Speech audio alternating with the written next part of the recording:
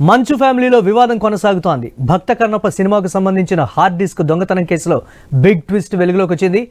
తన సినిమాకు సంబంధించి హార్డ్ డిస్క్ దొంగతనం మంచు మనోజ్ చేయించారని అతని సోదరుడు మంచు విష్ణు సంచలన ఆరోపణలు చేశారు.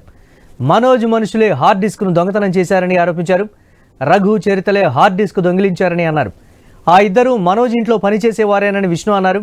అంతకుముందు ఈ సినిమాకు సంబంధించిన కీలక ఎపిసోడ్లు ఉన్న హార్డ్ డిస్క్ హైదరాబాద్కు కొరియర్ రూపంలో పంపించారు. అయితే అది రిసీవ్ చేసుకున్న వ్యక్తులు వాటిని దొంగతనం చేశారని మంచు విష్ణు కీలక వ్యాఖ్యలు చేశారు.